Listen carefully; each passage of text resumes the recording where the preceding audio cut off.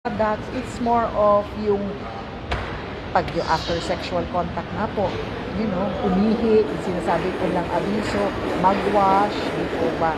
Kasi yung mga mikrobyo nga po na maaaring nadadala pa loob, di ba? And talaga po, the acidity or acid ng vagina ang mismong protection natin para sa dalawang ito na very, very common sa ating mga babae. So, tamang feminine wash, pangangalaga at dieta po ang importante dito. Uulitin ko po, Cetaphil feminine wash, 3.5 pH po. Halimbawa, maraming discharge. Kapa.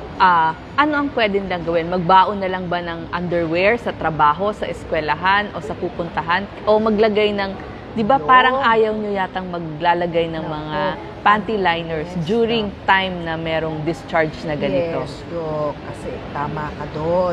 Mas nanaisin ko magdala ka ng extra underwear. Di po ba? Ngayon naman, kahit na ang mga karamihan ng ating mga public restroom, meron naman pong gripo, minsan may mga bidet na nga pong kinakabit. Ano po? Yan. Hindi po inaabiso yung panty liner. Bakit po? Hindi po unang-una hindi nakakahinga ang balat dyan eh. Bakit hindi? Kasi may sapin na plastic yan eh. Di po ba? Pag kinumpara niyo po sa cotton panty, kung meron kasi tayong normal na discharge, parang sipon, at least po yun natutuyo pag cotton ang panty.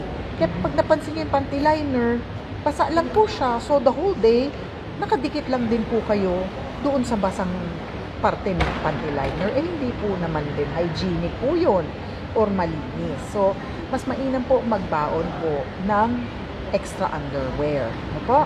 So, tapos, yung washing, di po ba? Kung wala namang sabon sa opisina or sa bathroom or sa school, then water will do. Tapos tuyuin lang po, no? Tuyuin po, dampi, wag pong kikiskisin at napakasela ng balat natin at sa labas ng puwerta. Dampi lang po para maalis ang excess moisture. Okay. So, napakaganda ng abiso ni Dr. Michelle Compuesto. So, final words sa ating listeners. Alright. So, ating mga kababaihan, ha? So, kailangan tayo ay magiging malinis parati. Diba? Yan ang kalinisan.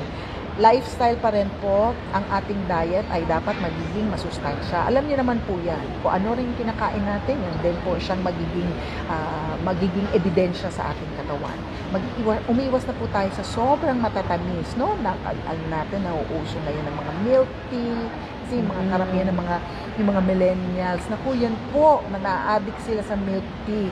Tapos sila rin po yung natatanggap ko na meron po akong pangati, or kaya sa kabilang banda naman, hindi po mahalimuyak ang naaamoy niya.